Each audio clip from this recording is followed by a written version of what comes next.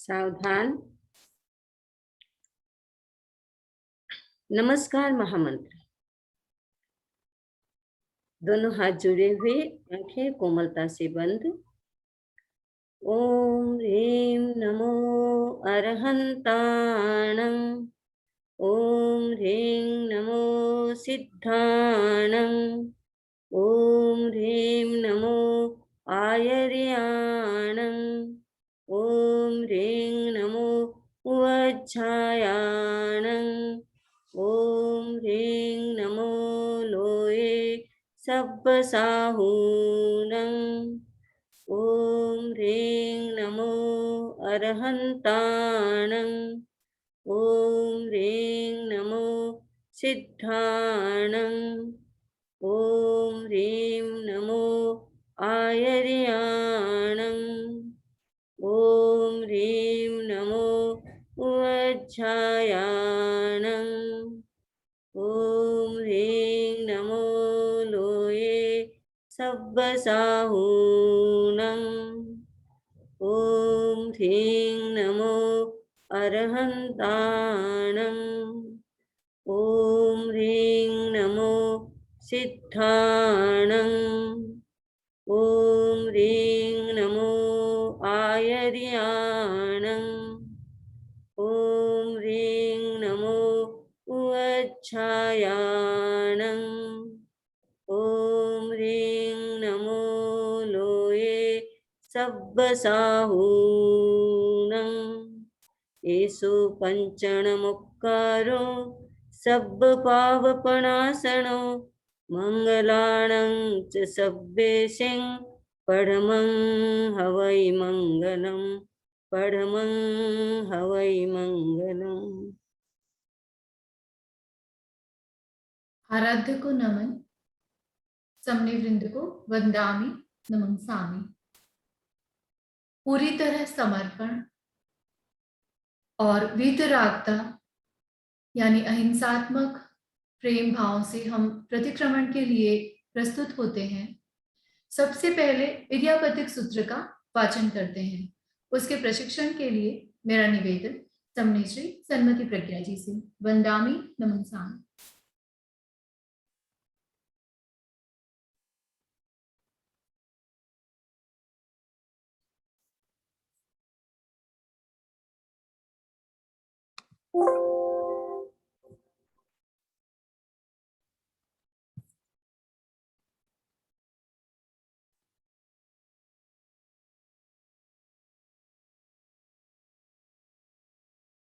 आराध्य को वंदना। आदरणीय समनी जी, उपस्थित भाइयों और बहनों, आप प्रेजेंटेशन देख रहे हैं। इस प्रेजेंटेशन में हमने लिखा है कि स्तुति की तैयारी है। हम स्तुति की तैयारी में हैं क्योंकि जब वंदन नमस्कार हमने कर लिया तो अब बारी आती है चतुर्विंशति स्तव की। हम 24 स्तव करने के लिए तैयार हैं। ये चतुर्विंशति स्तव प्रतिक्रमण के 6 आवश्यक का अभी भी पाठ नहीं है। हम उसकी पूर्व तैयारी में हैं। हम तैयारी कर रहे हैं, पूर्व भूमिका बना रहे हैं कि हम प्रतिक्रमण में अब स्थित होंगे। ये हमारी पूर्व भूमिका है और उस पूर्व भूमिका में हम इडियापतिक सूत्र को देखेंगे। मैं अपनी बात प्रतिक्रमण के लिए इडियापतिक सूत्र के लिए बात शुरू करूं उससे पूर्व मैं एक प्रश्न का उत्तर देती हूं। प्रश्न एक आया आयाहीनम के लिए। मैंने प्रसंग में आयाहीनम इसलिए बताया कि जो व्यक्ति आयाहीनम बोलते हैं वो रॉन्ग प्रोनाउंसिएशन है, वो गलत प्रोनाउंसिएशन है, वो सही नहीं है। सही है आयाहीनम। आ का अलग से याहीनम, ये 2 शब्द है। आ का अर्थ है तक और दाहिनम, यानी हम जब वंदना करते हैं तो बाईं ओर से दाईं ओर तक हम हाथ को घुमाते हैं। जब हम प्रदक्षिणा करते हैं तो हम स्टार्ट करते हैं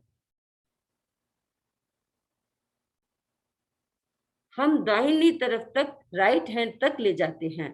तो राइट हैंड तक, इसका अर्थ ये है, इसका प्रोनाउंसिएशन आयाहीनम, आयाहीनम इस तरह से होता है। जो आयाहीनम मैंने बताया उसको आप गलत उच्चारण के रूप में समझें कि कोई व्यक्ति आयाहीनम बोलते हैं तो वो प्रोनाउंसिएशन ठीक नहीं है। ठीक प्रोनाउंसिएशन है आयाहीनम। अब मैं अपनी बात शुरू करती हूँ। हम स्तुति के लिए तैयार हैं।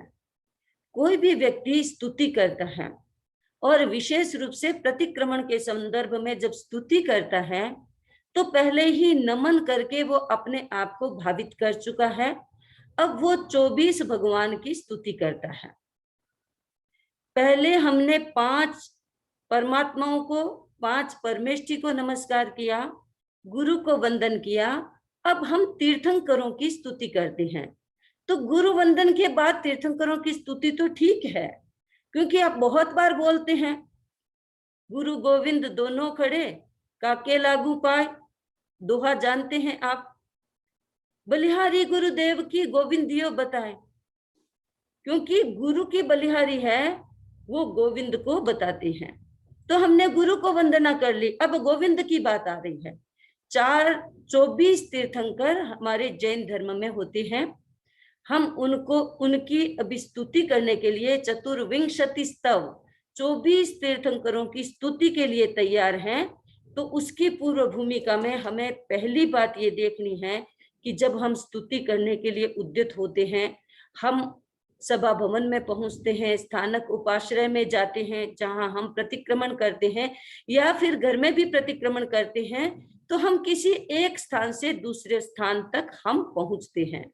और एक स्थान से दूसरे स्थान तक जाते समय हमें जो ध्यान रखना होता है, या हम जाते हैं उसमें कहीं स्खलना हो गई, उस स्खलना के लिए हम अपने माइंड को ले जाते हैं कि आते समय, यहाँ से जाते समय, आते समय, कहीं से भी हम आए हैं, गए हैं, जो भी किया है, अभी मैं जब स्थित हूँ, प्रतिक्रमण के लिए तैयार हूँ, तो उसमें मुझे उस पहले वाली क्रिया को भी देखना है कि मेरा उस प्रमाद, वो प्रमाद जो मेरा हुआ है, उस प्रमाद को मैं ठीक कर लूं और उसके बाद में चतुर्विंशति स्तव की तैयारी करूं, मैं गुणगान करूं।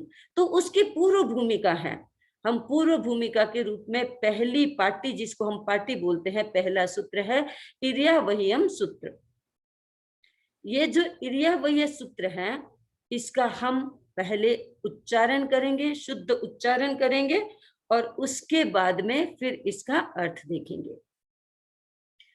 इच्छामि पडिक्कम्युं इर्यावह्याय विराहणाय गमनागमने पाणक्कमणे बीयक्कमणे हरियक्कमणे ओसा उत्तिंग पणग दगमट्टी मक्कड़ा संताना संकमणे जे में जीवा विराहिया एगिंदिया बे इंदिया ते इंदिया चौरिंदिया पंचिंदिया अभिहया वत्तिया लेसिया संघाइया संगट्टिया परियाविया किलामिया उद्दविया ठाणाओ ठाणं संकामिया जीवियाओ वबरोविया तस् मिच्छामि दुक्कडम। ये शुद्ध उच्चारण की हमने कोशिश की। जैसा कि मैंने आपको नियम बताया कि 2 इच्छा में जो शब्द है उसमें च और छ मिले हुए हैं, तो ई पर थोड़ा सा दबाव, इच्छा में। अब छा को थोड़ा सा अपन लंबा कर देते हैं तो मी अपने आप छोटा आ सकता है। यदि इच्छामी ऐसे बोलते हैं तो फिर वो अशुद्ध हो जाता है। इच्छामी, छा को थोड़ा सा आ आकार का थोड़ा सा लंबा किया तो शुद्ध हो गया इच्छामि पडिक्कम्युं। जैसे मैंने उस दिन बताया कि 2 क है, एक क को डी के साथ अपन मिला के थोड़ा सा उच्चारण कर लेते हैं तो दो क भी शुद्ध अपने आप हो सकते हैं। कैसे? पड़िक कमियुं, पड़िक कमियुं।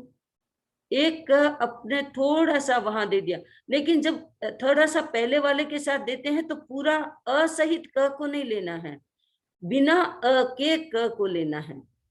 जब बिना अ के क को होता है तो हलंत क कहलाता है।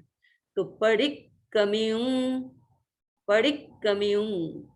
Urea वहियाए, urea वहियाए, विराहणाए, गमनागमने। अब इसमें दो शब्द है, गमन आगमन। तो जब गमन और आगमन ये दो शब्द होते हैं तो ना का जो उच्चारण है, ये जो ना है बीच में, उस ना का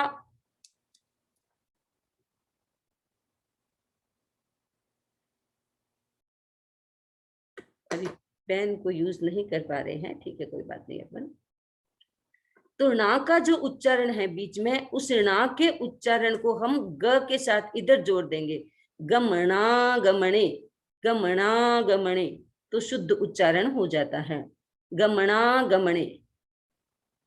फिर है पाणक कमणे, पाणक कमणे, गमना गमणे, फिर है पाणक कमणे।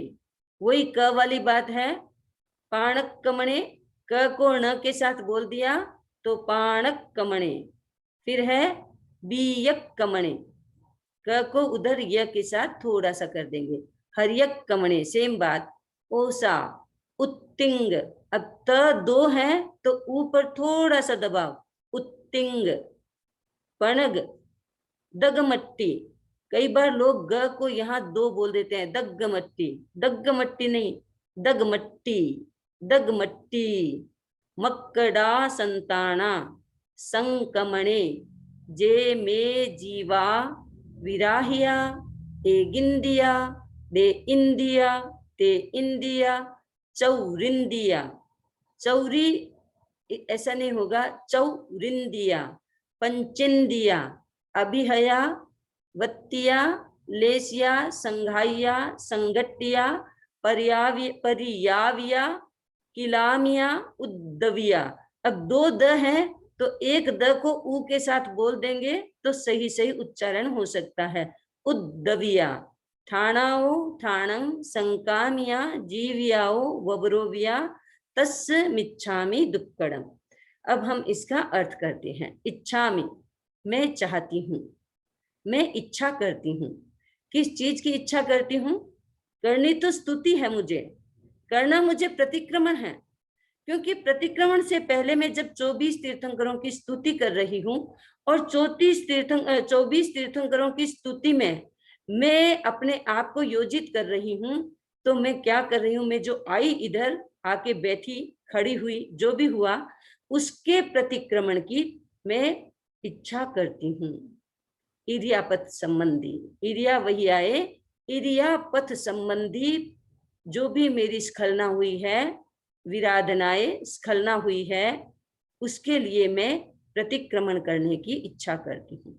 देखिए प्रतिक्रमण जो ट्रेडिशनल है वो 48 मिनट्स में करते हैं। अब कोई पूछे 48 मिनट्स में क्यों करते हैं? क्योंकि ये हमारे आगम की आज्ञा है। आगम में बताया गया कि 48 मिनट्स, जिसका अपना कोई भी समय निर्धारित नहीं होता है, बताया नहीं जाता है, तो उसे आप ये मान लें कि उसका टाइम पीरियड 48 मिनट्स है। अब आप कहेंगे आगम में ऐसा क्यों लिखा? तो उसका कोई हमें रीजन नहीं मिलता, बस हमको ये समझना है कि ये आगम की आज्ञा है, इसलिए हम इसको करते हैं 48 मिनट्स में। तो जो हम प्रतिक्रमण के लिए तैयार हैं, उसमें जो हमारी क्रिया है, तो एरिया पथिक, सबसे पहले रास्ते में हम चल के आए हैं। रास्ता छोटा हो सकता है, एक कमरे से दूसरे कमरे का, रास्ता बड़ा भी हो सकता है, एक घर से दूसरे घर का, एक गांव से दूसरे गांव का भी हो सकता है। तो जो रास्ता, जो पथ हमने पार किया है, उसमें किसी भी प्रकार की आने जाने में कोई विराध ना हुई हो, तो मैं उसका प्रतिक्रमण करने की इच्छा करती हूँ। अब क्या होगा? आने जाने में रास्ते में क्या हो सकता है? पाणक कमणे, कोई जीव को मैंने लांघा है, यानी जीव को मारा तो नहीं है, जीव पे पाँव नहीं दिया, लेकिन उसका उल्लंघन किया, उसको लांघ करके हम आए। एक बात ये भी हो सकती है। दूसरी बात ये भी हो सकती है कि चलते समय हमारे पाँव के नीचे कोई प्राणी दब गया हो, तो ऐसा भी हो सकता है। फिर बीजों को लांघते समय रास्ते में बहुत सारे बीज बिखरे हुए होते हैं, कोई ट्रक बीजों को ले जाता है, अनाज को ले जाता है, कई बार रास्ते में गिरते हुए चले जाते हैं, वो रास्ते में पड़े रहते हैं, हम चलते हैं, हम ध्यान नहीं देते हैं, तो हमारे पाँव के बीच में आ सकते हैं। तो बीजों का हो सकता है कि कोई जागरूकता से उसका लंघन करता है, लेकिन लांगा हो तो भी, या बीज हमारे पाँव से दब गए हों तो भी। फिर हरियाली होती है रास्ते में, तो हरियाली को लांघते हैं, उस समय यह हरियाली पाँव के नीचे आ जाती है। फिर ओसा, ओस, आपने देखा होगा सर्दियों की ठंडी रातें होती है, उस समय जब आप सुबह उठते हैं तो आपके लॉन में छोटी छोटी छोटी छोटी बूंदे हैं, वो भी सचित्त पानी है। तो वो ओस का पानी कहीं रास्ते में गिरा हो और मैं उस पर चल गई हो या चल गया हो। फिर उत्तिंग, उत्तिंग माने कीड़ियों के बिल, कीटिका नगर, रास्ते में कीड़ियों के बिल भी आते हैं, जहां असंख्य कीड़ियां होती है, हम गिन नहीं पाते हैं। उन चींटियों को लांघते समय या चींटियां हमारे चलते समय हमारे पांव के नीचे आ गई हों। फिर रास्तों में कोई काई फफूंदी हो, कोई कीचड़ हो, रास्ते में कीचड़ आया हो, हम साइड से चले हो फिर भी कोई कीचड़ में पांव आ गया हो, क्योंकि कीचड़ में जीव जंतु भी हो सकते हैं। मकड़ा संताना, रास्ते में कोई मकड़ी के जाल भी ऐसे बिछे हुए हों जिन जो हमारे ध्यान में नहीं आए हों, या प्रमाद से उन मकड़ी के जालों पे हमारा पांव टिक गया हो, तो उनका संक्रमण करते समय, उनको पार करते समय जो मैं माने मेरा नहीं है, या ये है इमे, जो इन जीवा विराहिया, जीवों की विराधना की हो। अब देखिए कितना सूक्ष्म एक विश्लेषण किया है कि रास्ते में कोई व्यक्ति चलता है तो कितने कितने कितने जीवों का हमें सामना करना पड़ सकता है, कितने कितने जीवों की संभावना होती है कि वो हमारे पांव से हर्ट हो सकते हैं, दब सकते हैं, कुचले जा सकते हैं, और ध्यान नहीं दिया तो मारे भी जा सकते हैं। जूते पहने हुए होते हैं, चप्पल पहनी हुई होती है, चलते हैं, ध्यान नहीं होता है तो उनके नीचे आकर के मर भी सकते हैं। तो कितने सूक्ष्मता से बताया कि स्थावर काय, त्रस्काय के जीव रास्ते में मिले, उनके साथ कहीं मेरा ऐसा प्रमाद हो गया हो, तो फिर चाहे वो एक इंद्रिय वाले जीव हों, चाहे वो 2 इंद्रिय वाले जीव, 3 इंद्रिय, 4 इंद्रिय और 5 इंद्रिय वाले जीव हों, उन सब जीवों को पहले बताया कुचला हो, लांगा हो, और अब बताएंगे कि मेरे पांव से सामने आते हुए हत प्रतिहत किया हो। ये एक महत्वपूर्ण बात है। कई बार हम बैठते हैं, चिंटी हमारे सामने आती है तो हम उसको बिना बिना ध्यान दिए हुए उसको फटाफट हटाने की कोशिश करते हैं, हो सकता है उसमें वो घायल हो जाती है। कई बार खुला पानी छोड़ते हैं, उसमें मक्खियां भी आकर के गिर जाती हैं, तो हम बिना सोचे समझे उसको धीरे से नहीं हटाते, उसको कैसे भी हटाने की कोशिश करते हैं, उसमें वो शायद डूब के मर भी सकती है या कुछ भी हो सकता है। तो ऐसे प्रमाद अपने से टाइम टू टाइम आप सबसे होने की संभावना रहती है। तो यहाँ बताया गया है कि ऐसे जीव जिनकी विराधना हुई हो या फिर सामने आते हो, उनको हत प्रहत किया हो, उनकी दिशा बदली हो। देखिए कितनी सूक्ष्म बात है। जीव सामने आ रहा है, हम अपनी दिशा बदल लें, हम उठ करके अपना स्थान बदल लें, लेकिन उनको कुछ छेड़छाड़, उनकी छेड़छाड़ ना करें, क्योंकि उस छेड़छाड़ में कई बार उनको चोट लग सकती है। तो चोट पहुंचाइए, लेसिता जीवों को कई बार चोट पहुंचा देते हैं। कई बार लोगों की आदत होती है, मच्छर शरीर पे आके बैठता है, जैसे वो डंक मारता है, एक चपेटा लगाया और मच्छर बेचारा चला गया।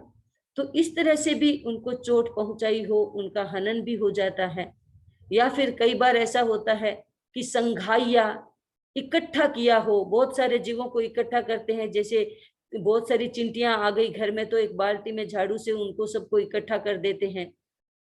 तो इस तरह के क्रियाकलाप तो रोजमर्रा जिंदगी में आप सबके साथ होता ही होगा। संघटिया, हिलाया डुलाया हो, उनको फिर हिलाते डुलाते हैं। परियाविया, उनको परितप्त किया हो, उनको सताया हो, उनको कष्ट दिया हो।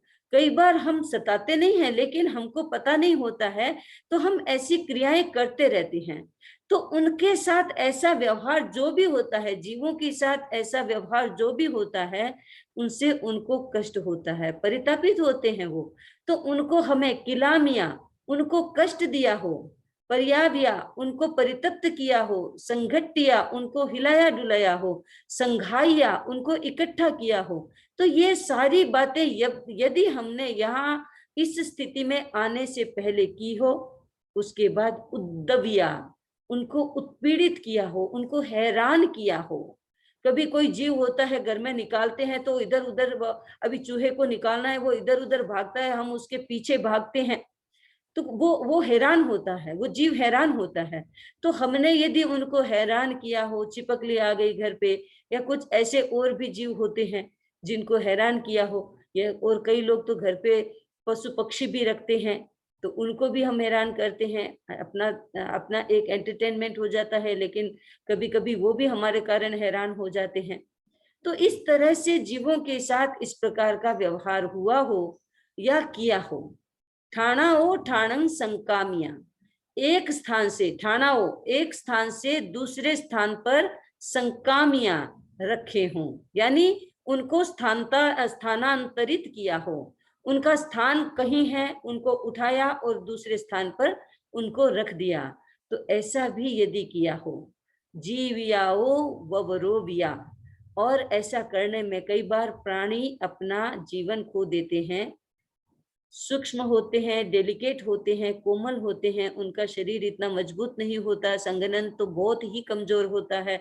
तो इस तरह से उन प्राणियों के साथ हमारा कोई भी व्यवहार हो जाता है, तो उसके लिए, चूंकि मैं अब प्रतिक्रमण के लिए तैयार हूं और मैं भगवान की स्तुति करने के लिए तैयार हूं, मैं 24 तीर्थंकरों की स्तुति के लिए तैयार हूं, तो उससे पहले मेरा जो प्रमाद हुआ है, जीवों के साथ मेरा दुर्व्यवहार हुआ है, मेरी अजागरूकता हुई है, उस अजागरूकता के कारण मैं अपने प्रति एक कामना करती हूँ, तस्य मिच्छामि दुक्कड़म, वो मेरा पाप मिथ्या हो जाए, वो मेरा पाप निष्फल हो जाए। अब यहाँ एक प्रश्न हो सकता है कि पाप तो हो गया, क्या हमारे तस्य मिच्छामि दुक्कड़म करने से वो पाप निष्फल हो जाता है, फल नहीं देता है? एक प्रश्न है। हम विचार कर सकते हैं कि पाप का आचरण और उस आचरण के प्रति अफसोस, ये महत्वपूर्ण है। आचरण तो प्रमाद से हो गया, और जो प्रमाद हुआ पाप उसी का है। यदि प्रमाद नहीं है, जागरूक होकर के हम कोई काम करते हैं, तो वहां प्रमाद एकदम मिनिमम या सोया हुआ रहता है। प्रमाद तो हमारे भीतर है, जब तक मोहनीय कर्म है प्रमाद है। उसको जगाया हुआ रखें, उसको सोया हुआ रखें, ये हमारे पर है। तो सोया हुआ प्रमाद भी कई बार कुछ करवा लेता है, लेकिन जागा हुआ प्रमाद बड़ा भयंकर होता है। तो प्रमाद हमारे भीतर है। प्रमाद से उन प्राणियों के साथ ऐसा दुर्व्यवहार हुआ है, हो गया है, भूल से, जानबूझ करके, ध्यान में है, ध्यान में नहीं है, कैसी भी परिस्थिति मेरी है, तो मैं ये कामना करती हूँ, मुझे अफसोस हो रहा है कि मैंने ये जागरूकता नहीं रखी। और दूसरा, मैं अपनी अजागरूकता को स्वीकार करती हूँ कि मेरी अजागरूकता है, और मैं ये कामना करती हूँ कि मेरी अजागरूकता खत्म हो जाए, मेरी अजागरूकता खत्म होकर के मेरी जागरूकता फलीभूत हो जाए। इसलिए हे भगवान, मैं उस पश्चाताप करती हूँ और मेरे पाप सारे निष्फल हो जाए। ये जो इर्यापथिक सूत्र है, इसमें गमन करने की बातें कही गई है। गमन कैसे करें, तो उसका संक्षेप में कंक्लूजन निकाल रही हूं कि नीचे देख करके चलें। जब भी हम चलें, नीचे देख करके चलें। जैन धर्म में इर्या के लिए बताया गया है, इर्या देखो युग प्रमित भूमि। युग प्रमित भूमि यानी अपने शरीर की जितनी लंबाई होती है उतना स्पेस सामने हमारी आंखें टिक करके चले और पलेवना करते हुए, प्रतिलेखना करते हुए चले।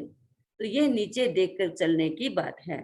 दूसरी बात है मौन पूर्वक चले, और तीसरी बात है अहिंसा के संकल्प के साथ चले। क्योंकि मौन पूर्वक चलेंगे, बातें नहीं करेंगे, तो हमें अपना संकल्प याद रहेगा कि मैं चल रही हूं, इस चलने में भी मेरी अहिंसा का संकल्प मेरे साथ है। हम अनावश्यक घास पे नहीं चलते हैं, रोड पे चलते हैं, सूखे रास्तों पे चलते हैं, तो वो रास्ते हम देख करके चले, मौन पूर्वक के चले, तो अपना संकल्प हमें याद रहता है। और फिर गमन को योग बना लें, गमन योग में चले, न तो इधर उधर देखते हुए चले, न कुछ सोचते हुए चले। हम चल रहे हैं, हम चल रहे हैं, हमारे पांव, एक पांव उठता है, दूसरा पांव उठता है, तीसरा पांव उठता है, चौथा पांव उठता है। हर कदम के साथ हम अपनी जागरूकता बना लें, तो ये इर्यापतिक सूत्र ये हमें कहता है कि जागरूक पूर्वक चलें और जागरूकता को बनाए रखें। तो ये आज हमने इर्यापतिक सूत्र का उच्चारण किया, उसका अर्थ जानने की कोशिश की, और उसके भावों के साथ हम कैसे अपने आप को स्थापित करें। क्योंकि स्तुति से पहले ये तैयारी है हमारी कि हम अपने पूर्व प्रमाद से अभी एक बार डिस्कनेक्ट हो जाए। तो हमने देखा अपने रास्ते की पलेवना की, जिस रास्ते से मैं आई हूं वह रास्ता मैंने कैसा पार किया, कैसे पार किया, उसके लिए ये मैंने अपने आप को थोड़ी सी जागरूकता में ला करके उसका अनुचिंतन किया। तो ये स्तुति की पूर्व भूमिका की तैयारी है। हम चतुर्विंशति स्तव करेंगे, उसकी पूर्व भूमिका है, हम उसकी तैयारी कर रहे हैं। बहुत बहुत कृतज्ञता वंदनामि आपके प्रति। चलते तो हम सभी हैं, लेकिन कैसे चलना चाहिए ये हमने आज सीखा है। और सचमुच में कितना गहरा प्रतिक्रमण सिर्फ 48 मिनट का नहीं है, मुझे तो लगता है कि ये तो हमारे मतलब हर पल के लिए ये एक सीख है कि हमें कितनी एकदम डेप्थ में ये अहिंसा, ये सचमुच में इसीलिए कहते हैं जैन धर्म महान है।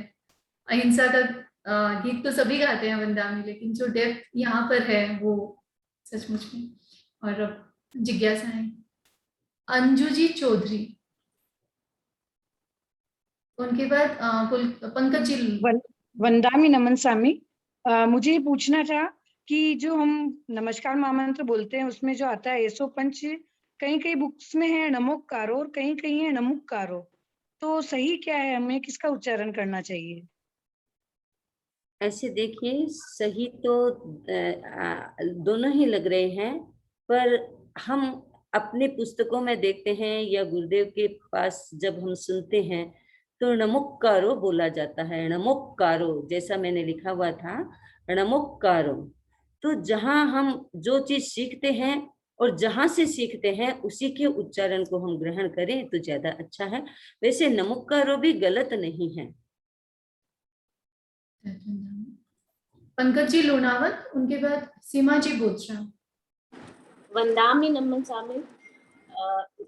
ऐसो पंच नमोकारो सव पाव पड़ा सड़ो मंगलाणं च सवे सिंह पटमम हवई मंगलम।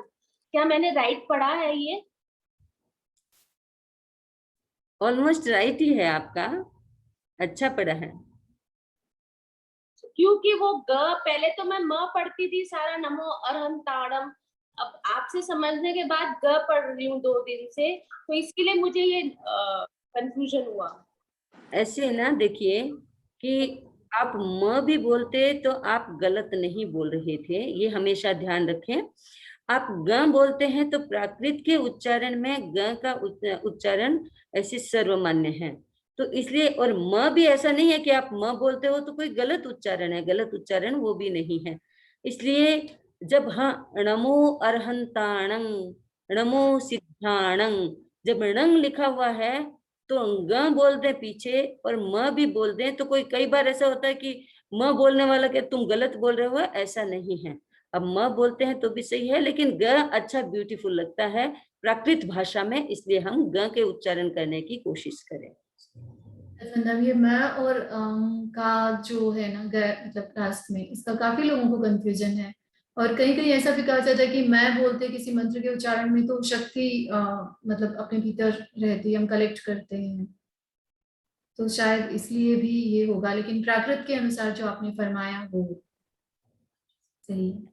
ऐसे वो अपन क्या करते हैं, देखो ये सारी कोई शास्त्रीय बातें मुझे नहीं लगता कि है। जब माँ बोलते हैं तो भाई राम बोला तो का मुंह बंद हो गया, रा खुला फिर मुंह बंद हो गया, राइट। ये इसी हम जी ये बिल्कुल। हम इंटरप्रिटेशन करते हैं, सही बात है, ये समझने की बात है। ये हमारा इंटरप्रिटेशन है और अच्छा इंटरप्रिटेशन है कि हम माँ बोलते हैं नमो अरहंताणम, नमो सिद्धाणम।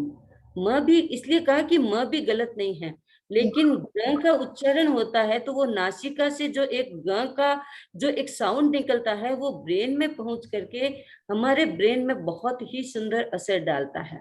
उससे हमारे न्यूरॉन्स के कनेक्शन ज्यादा बनते हैं, म का भी बनते हैं। मूल बात है कि हम सही सही उच्चारण कर पा रहे हैं क्या। यदि सही उच्चारण कर पाते हैं, और जैसा संस्कृत में एक नियम आता है कि हर हर अक्षर का अपने शरीर में उसके उच्चारण का स्थान होता है, और उस उच्चारण के स्थान से जो साउंड निकलती है उस साउंड के साथ किया जाता है, तो हमारे फिजिकल बॉडी पर भी बहुत सुंदर, हमारे न्यूरॉन्स पर, कोशिकाओं तक उसका असर जाता है। तो ये बात भी हम समय पर करेंगे। इसलिए आप म करें तो भी गलत नहीं है, आप न करें तो भी गलत नहीं है, सही है। कृतज्ञता। सीमा जी बोथरा, समय हो चुका है दूसरी कार्यशाला का, बस अंतिम जिज्ञासा। सीमा जी बोथरा। हाँ, वंदामि नमंसामि। अ, मेरा प्रश्न है कि ये जो इर्यापतिक सूत्र है, ये जो आज आपने पढ़ाया, तो ये जो हम लोग डेली बाहर कहीं जाते हैं या आते हैं, तो जाने के या बाहर जाके आते हैं, तो क्या ये सूत्र हम लोग डेली भी कर सकते हैं घर आके, कि हमसे कोई विराधना अगर हो गई हो, हमें तो पता नहीं चलता, हम लोग कितना भी ध्यान रखें, कभी जल्दीबाजी में भी कहीं जाना पड़े, लेकिन ये इर्यापतिक सूत्र क्या हमें डेली में भी करना चाहिए?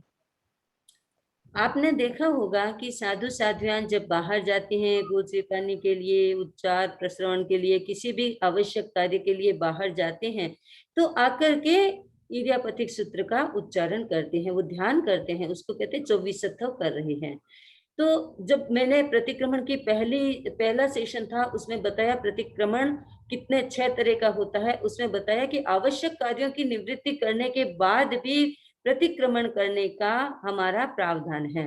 अब उसमें ये बात है कि आप हमेशा ही प्रमाद में चलेंगे, हमेशा ही मतलब इतनी जल्दी जल्दी में चलेंगे तो वो तो फिर एक मोनोटोनस हो जाएगा, एक मशीन की तरह हो जाएगा।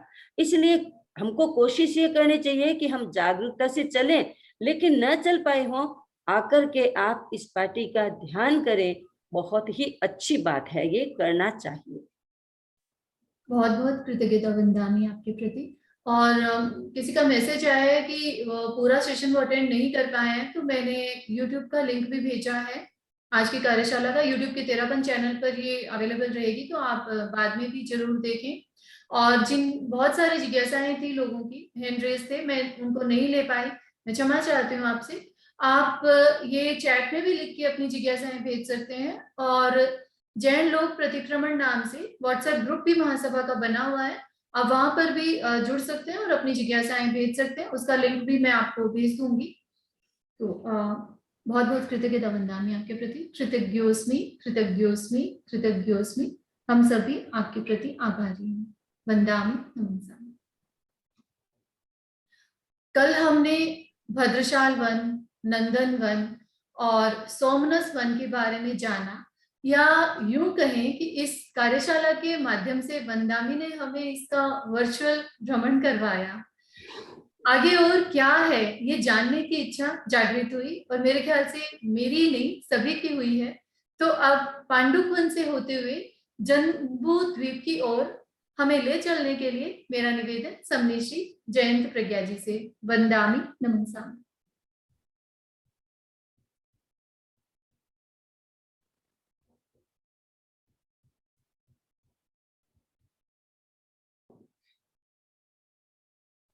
महाप्राण ज्योतिपुंज पूज्य गुरुदेव के चरणों में वंदन। आदरणीय सम्मी जी, उपस्थित भाइयों और बहनों, हमारी चर्चा चल रही है सुमेरु पर्वत के बारे में, यानी हमारे जम्बू द्वीप का सुमेरु पर्वत, जिसे सुदर्शन पर्वत के नाम से जाना जाता है। तो हम उसकी चर्चा कर रहे थे।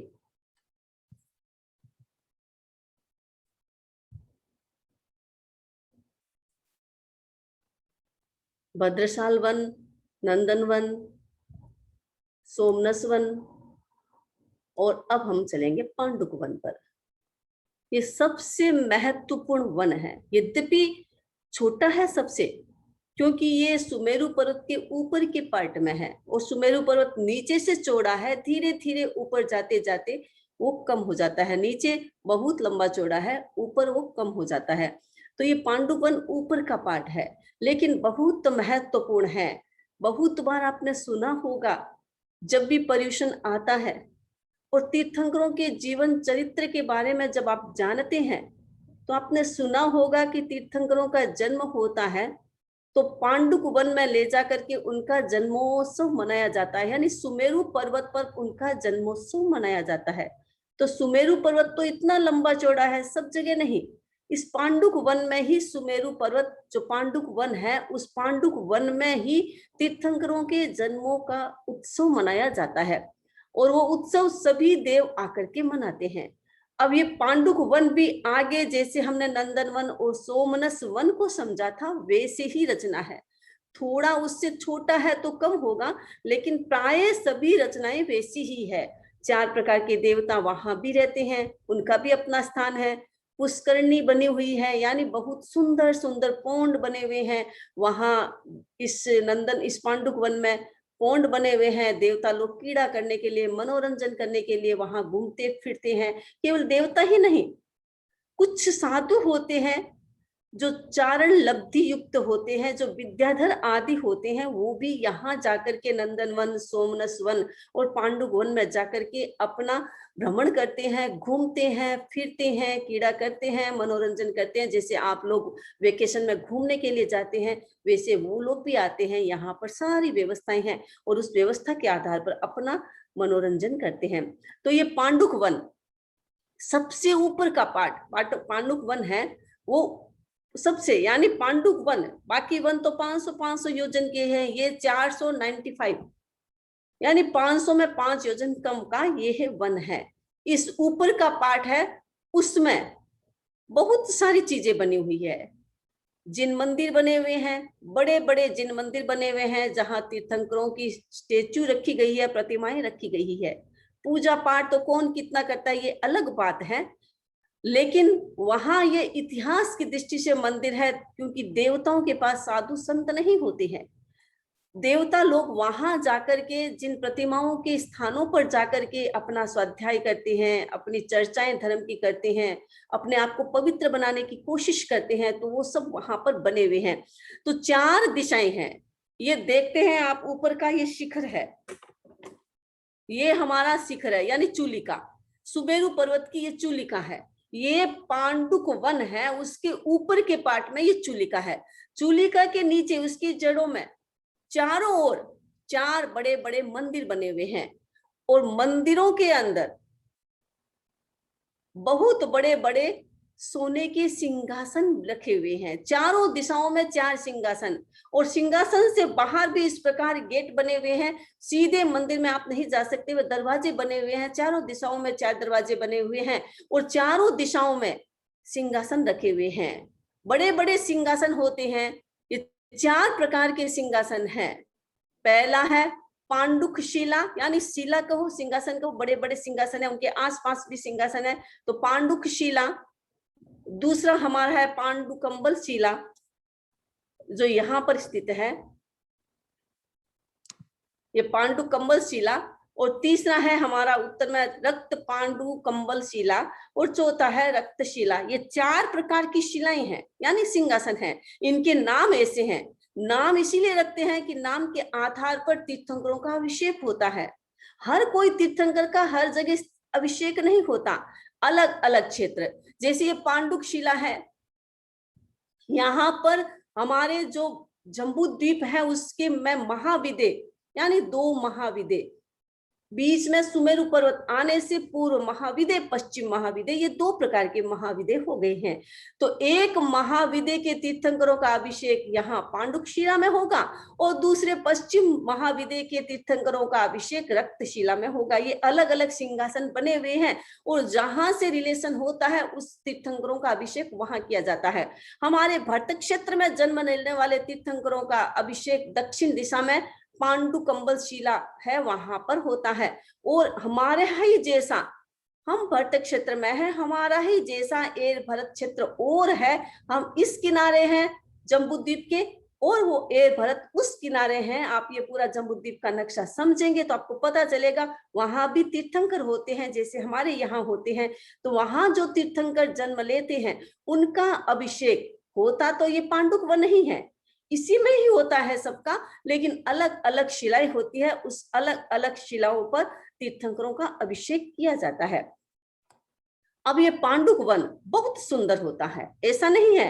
जो तीर्थंकरों के ये ऊपर का पार्ट, जो पांडुक वन के ऊपर का पार्ट है जहां तीर्थंकरों के सिंहासन स्थापित होते हैं, और सिंहासन भी सोने के होते हैं, साधारण नहीं, अर्जुन स्वर्णमयी होते हैं, यानी बहुत सुंदर सफेद सफेद कलर और उसके साथ येलो कलर से युक्त ये सिंहासन प्योर सोने का होता है, मिक्स नहीं होता है हमारे यहाँ की तरह जो सोने में मिक्स कर दिया, खाद मिला दी, वैसे खाद मिले हुए नहीं होते हैं। वहां पर वो नेचुरल चीजें हैं, इनको किसी ने बनाया नहीं है, ये ऑटोमेटिक है। तो ये है जो शाश्वत नेचुरल चीजें हैं वो वहां पर बनी हुई है। ये सोने के सिंहासन है। यहाँ पर बहुत सुंदर रचना है, आसपास बहुत सुंदर बगीचे हैं, पुष्करनियां हैं, देवताओं के अपने अपने स्थान है, जैसे पांडुक वन में होते हैं वैसे ये सिंहासन होता है। ये भद्रासन होता है जहां इनके अभिषेक करने वाले इंद्र आदि लोग वहां जाते हैं, तो उनका स्थान होता है। वो बैठते नहीं है, बैठते तो इंद्र क्योंकि तीर्थंकर को अपनी गोद में लेकर के इसी सिंहासन भद्रासन पर नीचे वाले में बैठते हैं, और उसके ऊपर एक और सिंहासन, उसके ऊपर एक और सिंहासन, वहां पर तीर्थंकरों का अभिषेक किया जाता है। और पूरे वहां से आसपास में जो जल होता है उस जल को क्षीर सागर से जल को लेके आते हैं और अभिषेक करते हैं तीर्थंकरों का। जन्म लेने वाले बच्चे जो तीर्थंकर बनने वाले हैं, छोटे जन्म के साथ ही उनको सुमेरु पर्वत के ऊपर ले जाकर के 64 ही इंद्र उनका उत्सव करते हैं। जब जन्म होता है उस समय इंद्र का सिंहासन हिलता है, यानी हमारे धर्मेंद्र यानी प्रथम देव शक्रेंद्र, उनका सिंहासन हिलता है। तब उनको पता चलता है कि तीर्थंकर का जन्म हो चुका है। तब वो घंटानाद करते हैं और उनके घंटानाद की आवाज सभी देवलोकों में सुनाई देती है, ऊपर के देवलोकों में और नीचे के देवलोक में। भवनपति व्यंतर आदि देव, नीचे के देव यानी अधोलोक में उनका स्थान है, वहां रहते हैं, तो वहां तक घंटे की आवाज सुनाई देती है। और सभी देवता अपने अपने व्यवस्थाओं के साथ, अपने अपनी सुविधाओं के साथ, अपने अपने पदार्थों के साथ सुगंधित पदार्थ लेके आते हैं। जिनके पास जो विशेष बहुमूल्य सुगंधित पदार्थ होते हैं, भद्रसाल वाले भद्रसाल से, नंदन वन वाले नंदन वन से, सोमनस वन वाले सोमनस वन से, ऊर्ध्वलोक में रहने वाले ऊर्ध्वलोक से, और अलग अलग आइलैंड द्वीप में रहने वाले जो दिक्कुमारियां आदि देव होते हैं, उनके पास जो विशिष्ट चीजें होती है, सुगंधित चीजें होती है, वो सब लेकर के आते हैं बड़े उत्साह के साथ। 64 के 64 इंद्र अपने सह परिवार, अपने पूरे परिवार के साथ इस पांडुक वन में आते हैं, और भीड़ हो जाती है, इतनी देवताओं की भीड़ हो जाती है। वहां पर इंद्र के माध्यम से तीर्थंकरों का अभिषेक किया जाता है। तो ये बहुत सुंदर स्थान, वहां तीर्थंकरों का अभिषेक होता है। जैसा कल मैंने बताया देव निवास, ये पांडुक वन में भी देव निवास होता है, जहां हमारे धर्मेंद्र और ईशान इंद्र यानी दोनों प्रथम और दूसरे देवलोक के जो इंद्र होते हैं वो लोग यहाँ आते हैं। तो इनके भी स्थान बने हुए होते हैं, बड़े बड़े भवन बने होते हैं, वो आकर के यहाँ विश्राम करते हैं। और तीर्थंकरों को ले जाने का, लाने का सारा काम इंद्र के थ्रू होता है।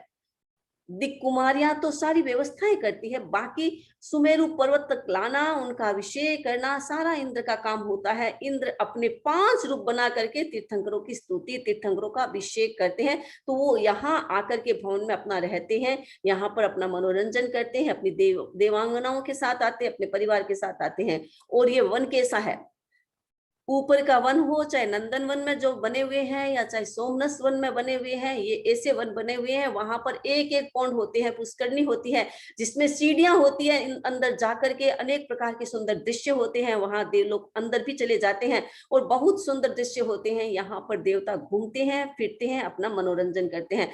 तो ये हुआ हमारा सुमेरु पर्वत।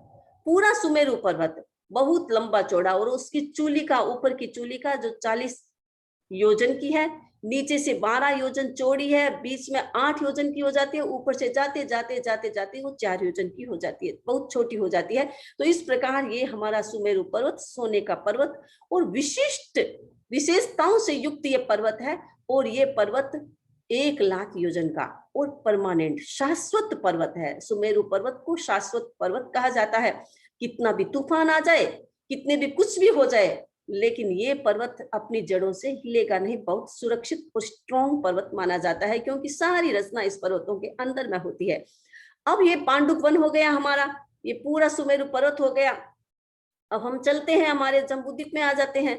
जम्बूद्वीप बहुत लंबा चौड़ा, 1 लाख योजन का। मैंने यहाँ पर इसका माप लिख दिया है। अब जिनको नहीं समझना है माप, तो उसमें न जाए, क्योंकि फिर वो बोर हो जाएंगे, अरे ये कितना होता है, हमको तो समझ में नहीं, छोड़ दीजिए इसको, कोई बात नहीं है। अपन तो अच्छी अच्छी चीजें देख लेते हैं कि इसमें अच्छी चीजें क्या है और हमारे काम की क्या है, हमारे समझने के काम की क्या है।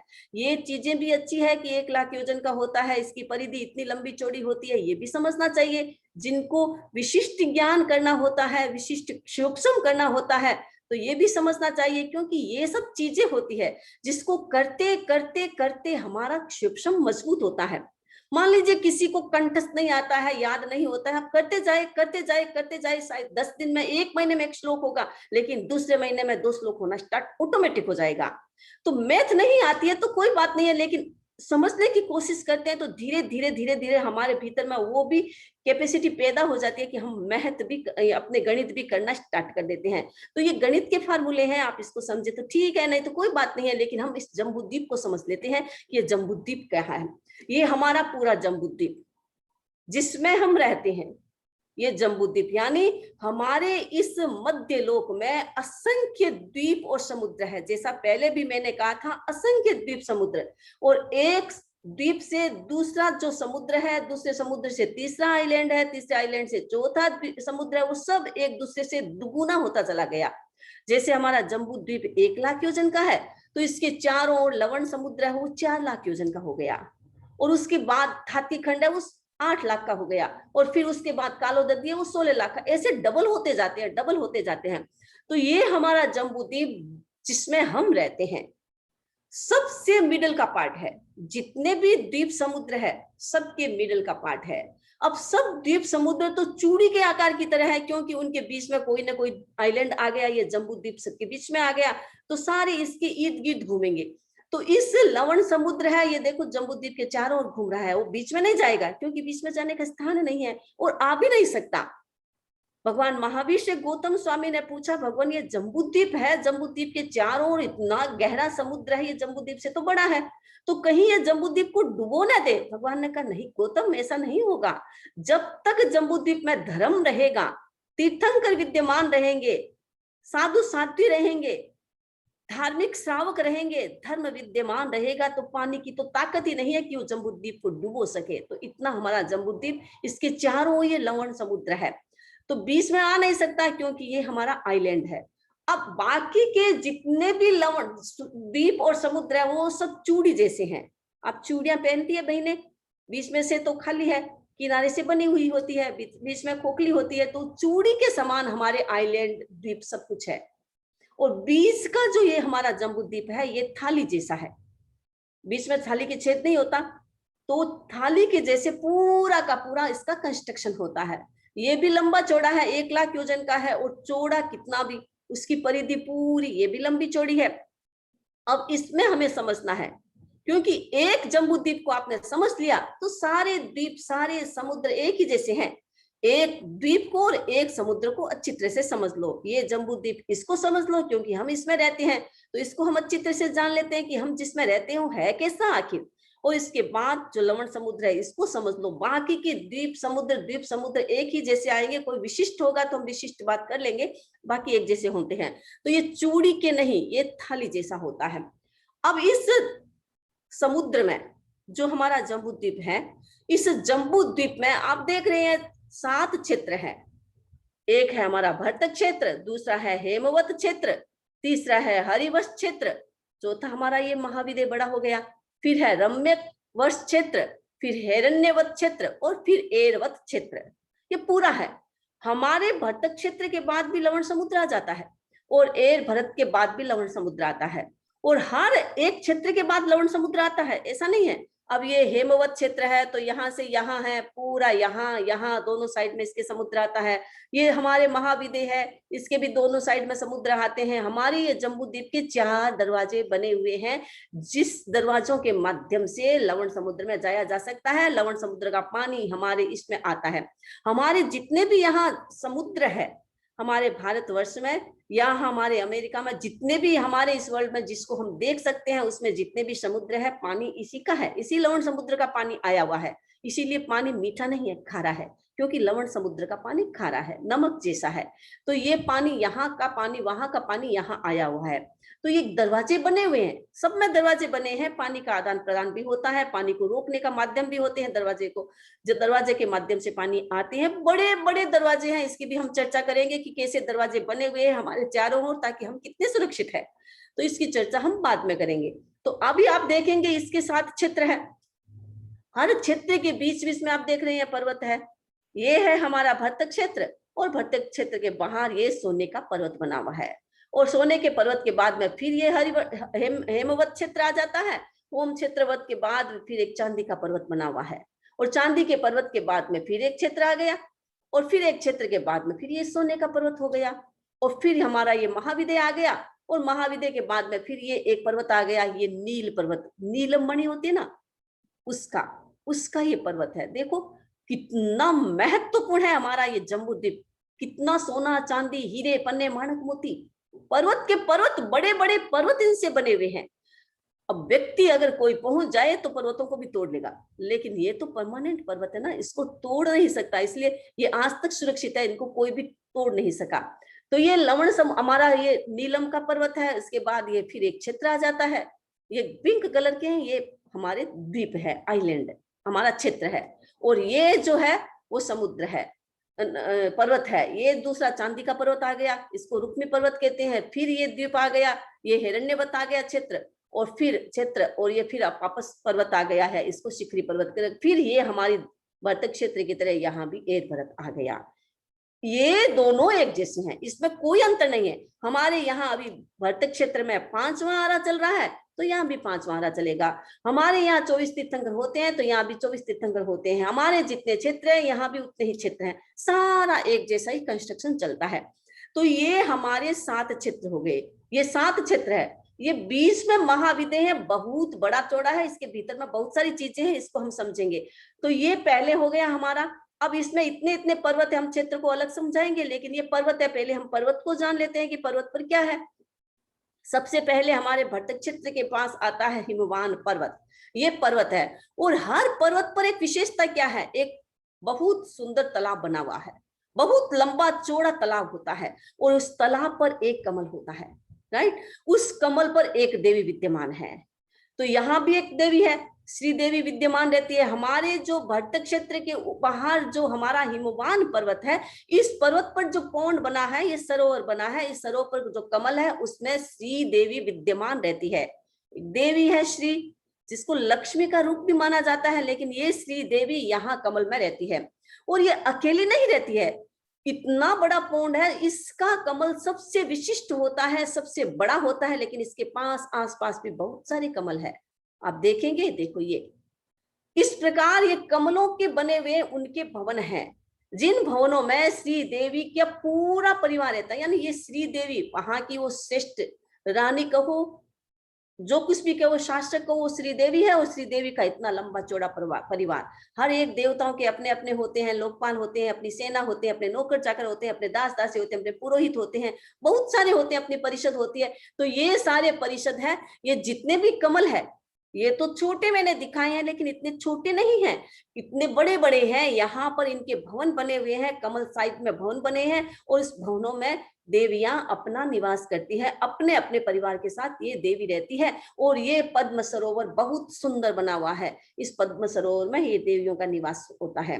तो इसका हम आगे, और इस देवी जो मूल की देवी है श्री देवी, इसका देखो कितना बड़ा मकान है, ये इतना बड़ा कमल है, और इस कमल में भी सोने की पंखुड़ियों से बना हुआ है, और उस सोने की पंखुड़ियों के बीच में बहुत सुंदर बगीचा बना हुआ है, बगीचे के ऊपर इसका भवन बना हुआ है। श्री देवी इस भवन में रहती है और आराम से अपने देवी देवताओं के साथ, अपने परिवार के साथ रहती है। और इसी प्रकार ये सबसे बड़ी है, इसलिए बड़ा उसका भवन है, बाकी सबका भवन ऐसे ही बना हुआ है। तो ये हमने थोड़ा सा एक पर्वत के बारे में जानकारी की कि हिमवान पर्वत, उसके ऊपर ये पौंड बना हुआ है, सरोवर बना है, इसमें देवी सभी ऐसे होगा। इसका नाम है पद्मद्र, पद्म यानी कमल का ये सरोवर। इस कमल के सरोवर में ये देवियां अपना अपना निवास करती है। अब उस पर्वत पर और क्या है उसके बारे में आगे हम चर्चा करेंगे। तो आज मैं अपनी बात को यहीं संपन्न करती हूँ। अब इसके बारे में कोई भी आपकी क्वेश्चन है तो आप पूछ सकते हैं। बहुत बहुत कृतज्ञता वंदामी आपके प्रति, बहुत ही सुंदर ये भ्रमण था वंदामी।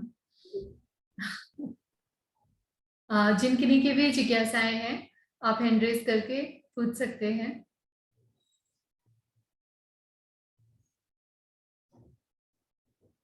आज किसी की जिज्ञासा नहीं है वंदामी। हाँ, अच्छा है ना, जिज्ञासा नहीं, क्योंकि समझ में आ रहा है सबको। निर्मला जी भरमेचा। वंदामी नमन स्वामी, समझ में नहीं आ रहा है। क्योंकि इतना सारा एक साथ हो जाता है ना कि कुछ समझ में ही नहीं आता है। तो वो तो बार बार देखोगे ना तब पता चलेगा। कई बार समझना पड़ेगा, कई बार इसको सुनना पड़ेगा। वंदामी मैं पूछ रही थी कि जो आप ये देवियों की बात बता रहे हो तो ये कैसे होते हैं? देवी होती है, देवी आपने, जैसे हम जहाँ यहाँ रह रहे हैं इन सब का संचालन यही देवी देवता करते हैं क्या? नहीं, ऐसा नहीं है।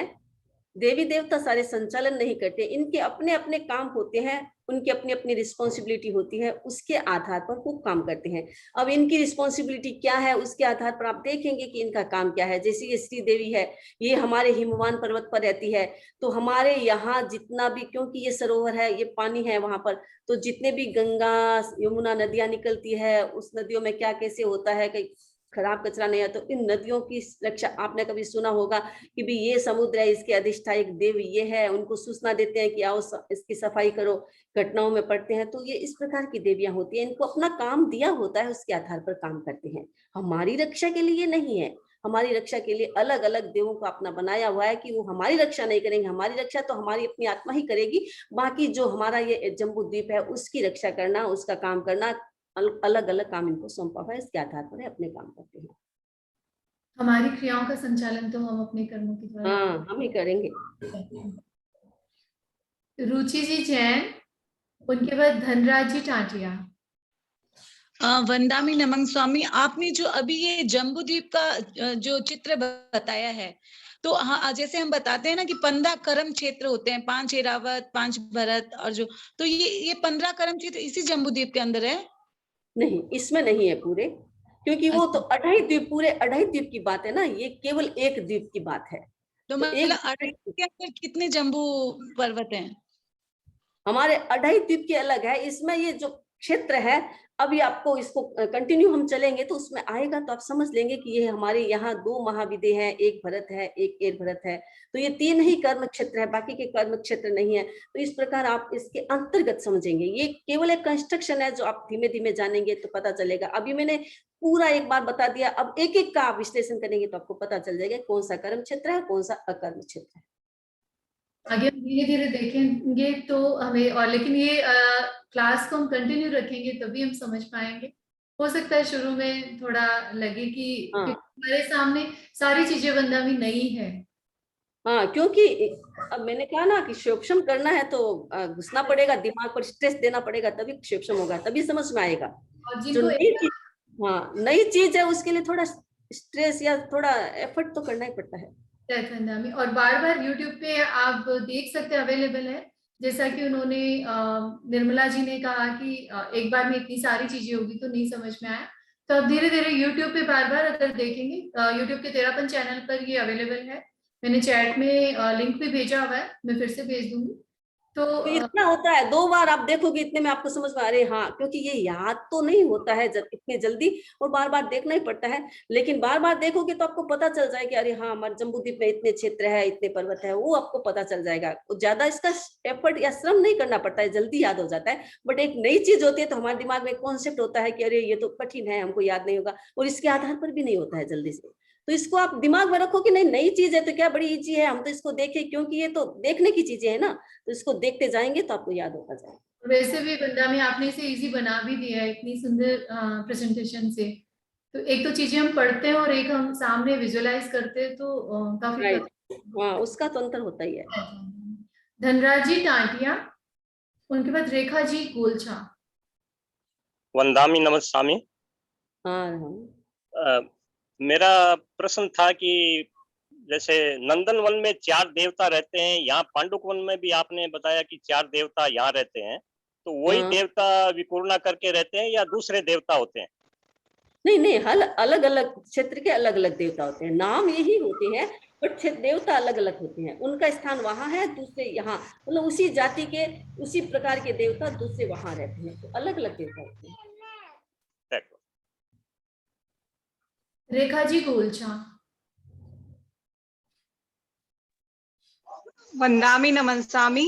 जैसे आपने बताया कि वहाँ पे जो देवता हैं वो प्रतिमा की पूजा वगैरह करते हैं, स्वाध्याय करते हैं, तो फिर देवताओं के निर्जरा हो सकती है क्या? हाँ, देवताओं के संबर नहीं होता है, देवता की निर्जरा होती है। Thank you Om madam. YouTube का लिंक फिर से भेजा है, आप जिनको भी देखना है आप देख सकते हैं, और जिनको देखना है, क्या हम सबको ही देखना है, जो भी क्लास करे तभी इसका फायदा है बार बार देखने से। चंद्रकला जी।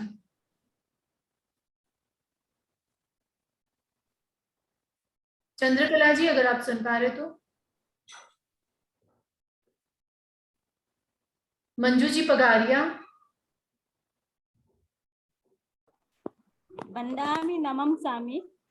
और हम वंदामि नमस्कामी। आपने जो भरत क्षेत्र में पद्म सरोवर बताया, उसमें वो जो 1011 कमल के फूल है क्या, और उन सभी कमल के फूलों में क्या देवियां रहती है क्या अलग अलग? हाँ, सब में देवियां ही रहती है। जो श्री देवी है उसका भी लंबा चौड़ा परिवार है, वो सब उसमें रहते हैं, यानी अलग अलग उनके भवन बने हुए हैं, उन भवनों में देवी देवता ही रहते हैं।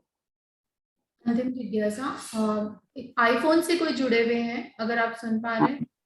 मैं चंद्रकला बोल रही हूँ, वंदामि नमस्कामी। मेरा ये प्रश्न था कि इसकी कोई बुक भी है क्या सम्मी जी? बुक ऐसा है कि इसके थोड़ा बहुत ऐसे संक्षिप्त विवरण तो हमारे अपने साध्वी श्री जिन प्रभा जी की पुस्तकें हैं, तत्व दर्शन ऐसी कुछ पुस्तक है, तत्व दीपिका, उसमें थोड़ा आपको मिल जाएगा, साधारण बातें उसमें भी मिल जाएगी, मतलब जो मूल होती है वो मिल जाएगी आपको, ये नाम थाम उसमें मिल जाएगा, योजन वोजन।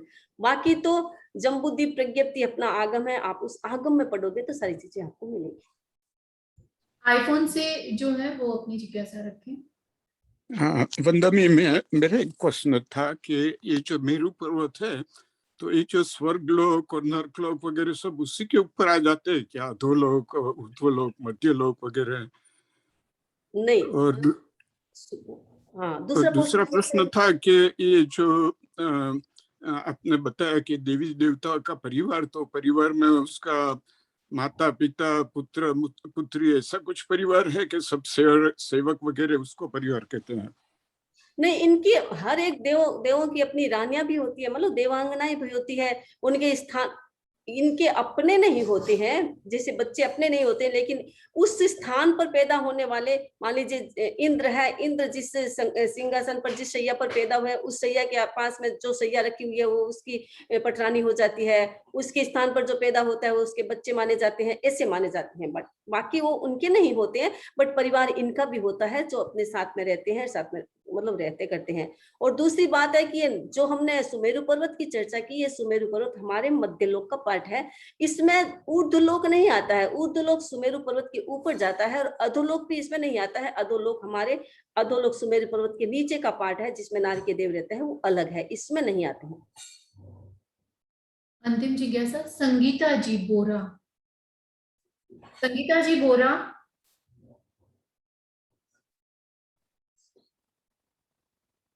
संगीता जी बोरा, अगर आप सुन पा रहे तो। वंदामी नमः स्वामी। इन सब वन में क्या देवी देवता के अलावा तिर्यंश पंचेंद्रिय जीव, विकलेंद्रिय जीव भी होते हैं क्या? किसमें? पांडुक वन में, भद्रशाल वन में। हाँ, वैसे वहां पर एकेंद्रीय जीव तो होते ही हैं, अपने बगीचे, बाग बगीचे वो सब होते ही हैं। वैसे ज्यादा वो जीव नहीं होते हैं, जो छोटे मोटे जीव होते हैं ना, वो मच्छर वो नहीं होते हैं यहाँ पर। और ऐसे पशु पक्षी भी नहीं होते हैं। बाकी जितने वो देवी देवता होते हैं, उनके अपने ही जो होते हैं वो वहां पर होते हैं। और हमारे यहाँ जो विद्याचरण होते हैं, जिनको लब्धियां प्राप्त हैं, वो देव साधु या मनुष्य वहां जाकर के अपने मनोरंजन के लिए जाते हैं। वैसे जनरल जो ये जीव जंतु होते हैं वो वहां पर नहीं होते हैं।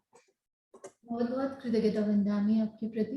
जिनकी जिज्ञासाएं मैं नहीं ले पाई हूँ, वो हमारे व्हाट्सएप ग्रुप से भी जुड़ के वहां पर भी अपनी जिज्ञासाएं रख सकते हैं। मैंने लिंक अभी चैट में शेयर किया है, तो आप उस लिंक के थ्रू उस ग्रुप से जुड़ सकते हैं। वंदामी से हम जिज्ञासा लेने के लिए निवेदन करते हैं। और अब मेरा करबद्ध विनम्र निवेदन वंदामी से मंगल पाठ। सावधान, आंखें बंद रहेगी, शरीर स्थिर रहेगा। मन में पूरे ब्रह्मांड के प्रति मंगल कामना, अपने लिए मंगल कामना, अपने ईद गीत वालों के लिए मंगल कामना। एक लंबा श्वास ले। नमो अर्हंताणं, नमो सिद्धाणं, नमो आयर्याणं, नमो उवच्छायाणं, नमो लोये सब्बसाहूणं। एसो पंचण मुक्तारो सब पावपणासनो मंगलाणं च सब्बे सिंह पडमं हवै मंगलम। चत्तारि मंगलम अर्हंता मंगलम, सिद्धा मंगलम, साहू मंगलम, केवली पन्नतो धम्मो मंगलम। चत्तारि लोगुत्तमा, अर्हंता लोगुत्तमा, सिद्धा लोगुत्तमा, साहू लोगुत्तमा, केवली पन्नतो धम्मो लोगुत्तमो। चत्तारि शरणं पवज्जामि, अर्हन्ते शरणं पवज्जामि, सिद्धे शरणं पवज्जामि, साहू शरणं पवज्जामि, केवली पन्नतं धम्मं शरणं पवज्जामि। विघ्न हरण मंगल करण स्वाम भिक्षुनो नाम गुण ओळख समरण किया सरय चिंत्या काम। अंगूठे अमृत वसे लब्धि तना भंडार, श्री गुरु गौतम समरिये वांछित फलदाता। संभवनाथाय नमः, संभवनाथाय नमः, संभवनाथाय नमः। ओम अरहम। कृतज्ञोस्मि, कृतज्ञोस्मि, कृतज्ञोस्मि। हम सभी आपके प्रति बहुत बहुत आभारी हैं। वंदामी नमः। अरहम।